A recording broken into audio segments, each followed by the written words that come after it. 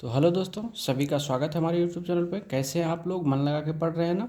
तो चलिए आज आपके लिए कुछ हम अलग लेके आए हैं। दिख रहा होगा क्वेश्चन आपको। पहला क्वेश्चन कह रहा है एक आदमी, पहला क्वेश्चन पढ़ेंगे। पहला क्वेश्चन कह रहा है जो एक आदमी जो 5 किलोमीटर प्रति आवर की गति से चल रहा है, ठीक है, और एक पुल को 15 मिनट में पार कर जाता है, तो पुल की लंबाई मीटर में ज्ञात करिए। ठीक है, चलिए, बहुत अच्छा सवाल है। अब यहाँ देखिए, जो स्पीड कितना दिया हुआ है, स्पीड है आपको कितना, 5 किलोमीटर। किलोमीटर प्रति घंटा में इसको मीटर प्रति सेकंड बदलेंगे तो 5 बटे कितना हो जाएगा, 18 हो जाएगा। ठीक है, अब देखिए टाइम कितना दिया हुआ है, टाइम बराबर दिया हुआ कितना, 15 मिनट है। तो इसको क्या करेंगे, सेकेंड में बदलेंगे तो कितना होगा, 15 × 60 हो जाएगा। ये आपका सेकेंड में हो गया, ये आपका मीटर प्रति सेकेंड में हो गया। ठीक है, क्योंकि किस में मांग रहा है, मीटर में मांग रहा है। तो पुल की लंबाई, यानी पुल की लंबाई, पुल की लंबाई मतलब डिस्टेंस। डिस्टेंस बराबर क्या होता है, चाल गुना समय। तो चाल है 5 × 5/18 और गुना समय है 60 गुना कितना, 15। ठीक है, अब इसको काट देंगे। इसको अगर काटा जाए तो 6×3=18, 6×3=60, 3 से काटेंगे, 3×5=15, तो 5×5=25, 5×1=125 और गुना 10 हो जाएगा। ये कितना, 1250 मीटर। ये आपका आंसर हो गया। ठीक है, चलिए आगे की प्रश्न हम पढ़ेंगे। कह रहा एक कार किसी निश्चित दूरी को 10 घंटे में 48 किलोमीटर की रफ्तार से चलकर पूरा करती है।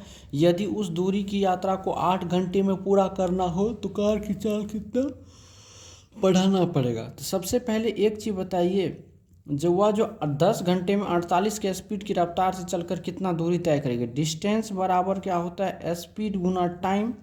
तो कितना स्पीड है, 48 के स्पीड से 10 घंटा में कितना, 480 किलोमीटर की दूरी तय करेगा। तो इसको 8 घंटा में करना। अब क्या निकालना आपको, जो स्पीड निकालना। स्पीड बराबर क्या होता है, डिस्टेंस बटे टाइम होता है। तो डिस्टेंस कितना है, 480 है। टाइम क्या कहते हैं, 8 घंटा। तो ये 8 छः कितना होगा, 48, यानी 60 किलोमीटर प्रति आवर। पहले चाल कितना था, 48 किलोमीटर प्रति घंटा, अब कितना हो गया, 60 किलोमीटर प्रति घंटा। तो मतलब चाल कितना बढ़ाना होगा। ठीक है, तो स्पीड जब बढ़ाना पड़ेगा तो 60 माइनस कितना, बोलिए 48, अर्थात 12 किलोमीटर प्रति आवर क्या होगा, बढ़ाना पड़ेगा। चलिए आगे की प्रश्न देख रहे होंगे। अगला प्रश्न क्या कहता है, जो एक परीक्षा में राम ने 28% अंक प्राप्त किया तथा 14 अंकों से फेल कर गया। इसी परीक्षा में उसकी बहन ने 32% अंक प्राप्त किया, जो न्यूनतम उत्तीर्णांक से 18 अंक अधिक है। तो परीक्षा का पूर्णांक ज्ञात करिए। बहुत अच्छा प्रश्न है। अब एक चीज़ बताइए, जब हम राम की बात करते हैं तो राम कितना परसेंट लाया, 28% लाया। और कितना, ये 14 अंकों से क्या हो गया, उत्तीर्ण। अगर इसको 14 अंक और आ जाता तो यह क्या होता, पास हो जाता, होता कि नहीं। अब उसकी बहन क्या की, जो 32% अंक प्राप्त की, जो पास अंक से 18 अंक क्या है, अधिक है। 18 अंक क्या है, अधिक है। तो पूर्णांक ज्ञात करना है। तो आपको पता है जो पूर्णांक जो होता है परीक्षा का, वह कितना होता है, 100% होता है। तो हमने इस टाइप के प्रश्न को बताया था, जो इनके इन दोनों का अंतर और इन दोनों का अंतर क्या होता है, आपस में बराबर होता है। तो इन दोनों का अंतर कितना हो गया, देखिए इन दोनों का अंतर कितना हो गया, 4%। 28 4 32, 4% वैल्यू कितना, इन दोनों का अंतर देखिए तो 8 4 12, 1 2 3 कितना, 32 हुआ कि नहीं। तो 18 14 कितना हो गया, 32 हो गया। जब 4% का वैल्यू 32 है तो एक चीज़ बताइए, 100% का वैल्यू नहीं गया। 32/4 गुना 100, 4 8 32 बराबर कितना, 800। अर्थात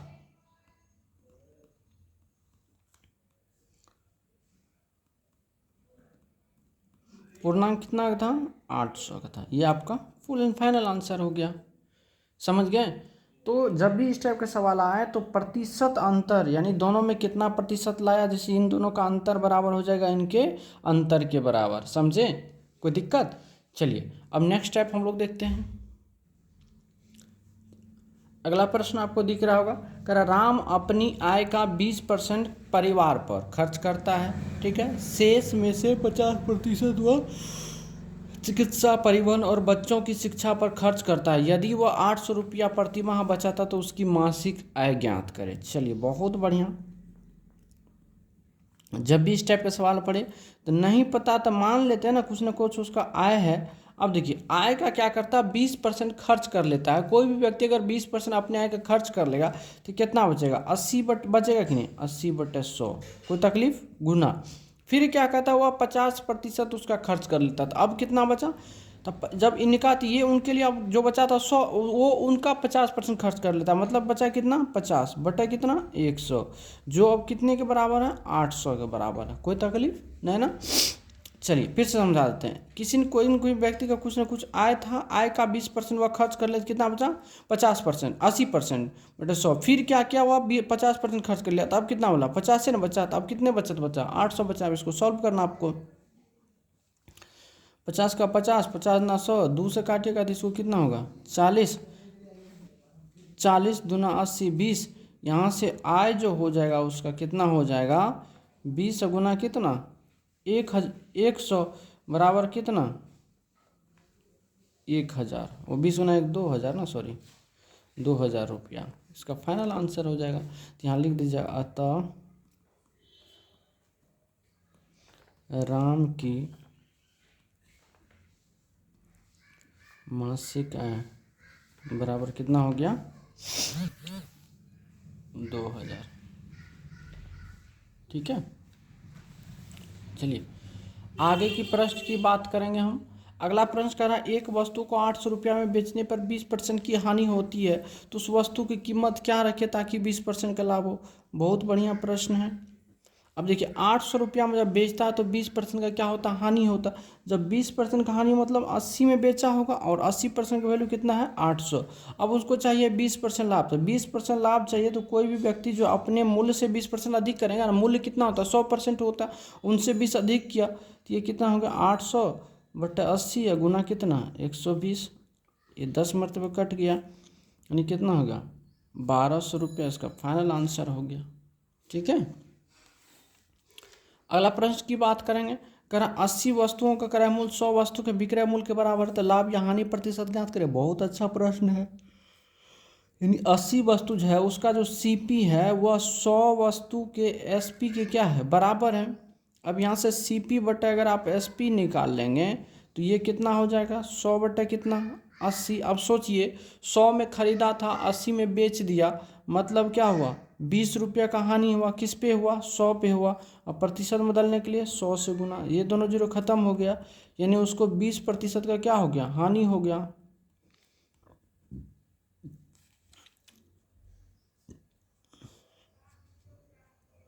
अगला प्रश्न पढ़िएगा, जो एक पुस्तक का अंकित मूल्य और विक्रय मूल्य इतना इतना है तो छूट ज्ञात करिए। बहुत बढ़िया प्रश्न है। अंकित मूल्य यानी एम प्राइस, मार्क प्राइस कितना है, 850, और सेलिंग प्राइस कितना दिया हुआ, 748। तो दोनों में कितना का छूट मिला, देखिए तो 102 रुपया का छूट मिला। कितना का मिला, 102 रुपया। तो प्रतिशत छूट, प्रतिशत डिस्काउंट बराबर क्या होता है, छूट गुना 100 बटे क्या, सूची मूल्य, मार्क प्राइस कितना है, 850। ठीक है। अब देखिए काटेंगे जब तो 17 छाके 102, 17 पचे 85, 0 50 का 50, 50 दूना 100, तो छोड़ना कितना हो गया, 12% को उसको क्या मिल गया, छूट मिल गया। ठीक है। तो जब छूट बराबर क्या होता है, छूट बराबर होता है छूट गुना 100 बटे क्या, सूची मूल्य या अंकित मूल्य बोलते हैं। ठीक है। कोई दिक्कत यहाँ तक में समझने में, चलिए नहीं आई होगी, आइए अब आगे की प्रश्न देखते हैं। ठीक है। अब आगे की प्रश्न देखेंगे हम लोग।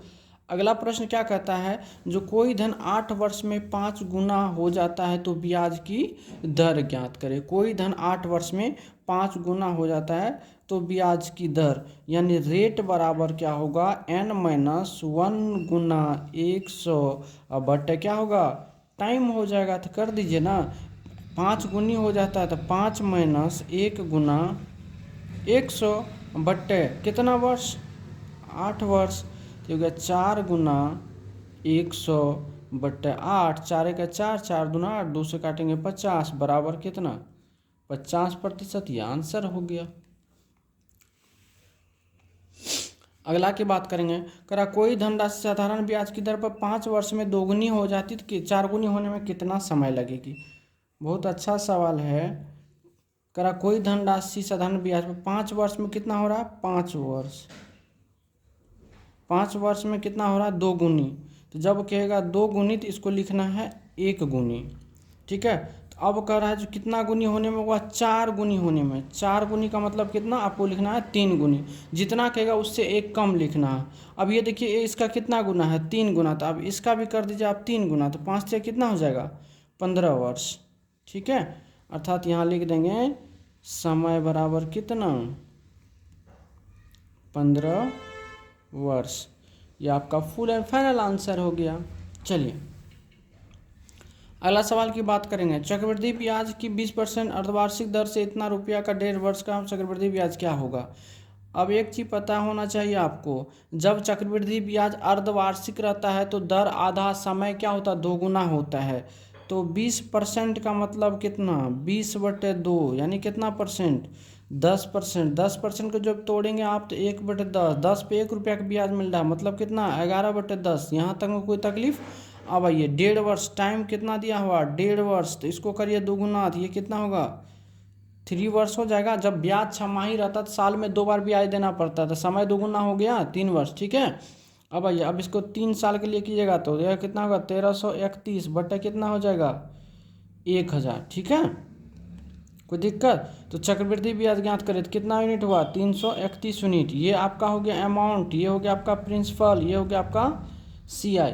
ठीक है, अब आइए तो अब यहाँ से दिया हुआ क्या आपको जो 1000 का वैल्यू कितना दिया हुआ है 5000, तो 1 यूनिट का वैल्यू कितना हो जाएगा 5 हो जाएगा। आपको कितना यूनिट का वैल्यू चाहिए 331 यूनिट को 5 से गुना कर दीजिए, तो 5 का 5, 5 तिया 15, 5 तिया 15, 1600 हाथ में 1655 रुपये आपका क्या होगा फाइनली आंसर हो जाएगा। जब भी ब्याज की दर आपको अर्धवार्षिक रहे तो समय दोगुना कर देना है, दर को आधा कर देना। चलिए अगला सवाल बात करेंगे, अगर अपनी वास्तविक चाल के 5/4 चाल से चलकर एक व्यक्ति अपने गंतव्य स्थान पर 20 मिनट लेट पहुंचता है तो वास्तविक समय ज्ञात करिए। तो देखिए स्पीड की बात करते हैं। स्पीड में क्या होता है ना, पहले कितना था अब 5 कर दिया, पहले कितना था 4, ये अब हो गया और ये पहले। ठीक है, अब देखिए यहाँ से टाइम का रेशियो, जब दूरी कांस्टेंट रहता टाइम समय का चाल का उल्टा होता है तो 4 अनुपात क्या हो जाएगा 5 हो जाएगा। ठीक है, अब देखिए तो दोनों में कितना का अंतर 1, और 1 यूनिट का वैल्यू कितना दिया आपको 20 दिया हो, तो क्या कर रहा है समान समय पहले वास्तविक समय, पहले वास्तविक कितना लगता था 5 लगता था, तो यहाँ से 5 यूनिट का वैल्यू निकाल दीजिए, तो 20 गुना कितना 5, 20 पंचे कितना 100 क्या मिनट, 100 मिनट लगेगा, मतलब कितना 1 घंटा 40 मिनट। ये आपका फाइनली आंसर हो जाएगा। ठीक है, और दूसरा फार्मूला होता है AT Guna B minus A।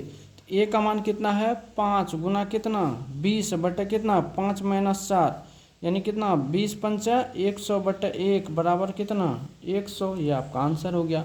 दोनों तरीका से आप आराम से सॉल्व कर सकते हो। ठीक है,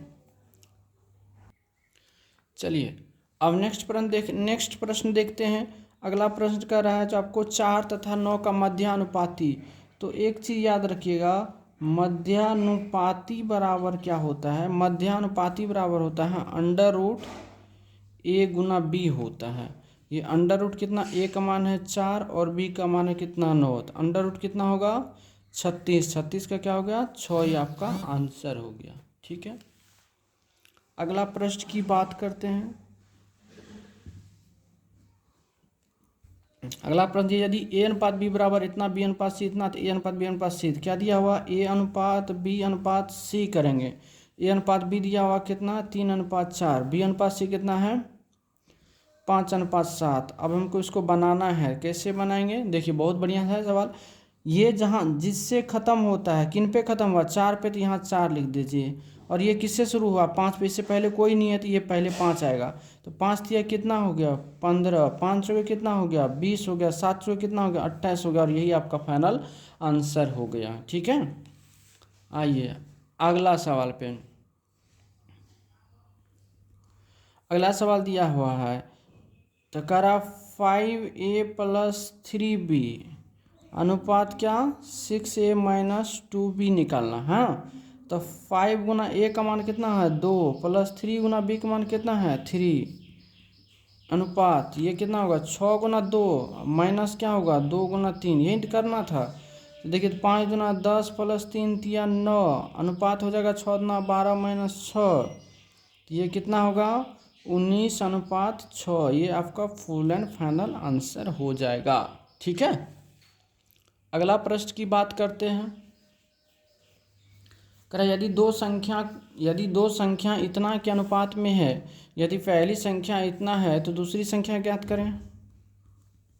चलिए दूसरी संख्या की बात करेंगे तो सबसे पहले रेशियो क्या दिया हुआ है, रेशियो आपको दिया हुआ 5:7। और इन यदि पहली संख्या, तो पहली संख्या ये हुआ, पहली संख्या कितना है 20। अब एक चीज़ बताइए, जब 5 यूनिट का वैल्यू कितना दिया हुआ 20, तो 1 यूनिट का वैल्यू कितना होगा 4, तो 7 यूनिट का वैल्यू कितना होगा 7 गुना 4, 7 चौके कितना 28। ये आपका फाइनली आंसर होगा। तो यहाँ कितना हो जाएगा 7 चौके 28, ये आपका आंसर हो गया। ठीक है, तो आज की कथा को हम लोग यही रखते हैं, फिर आगे नेक्स्ट दूसरे वीडियो में हम लोग करेंगे। ठीक है, धन्यवाद।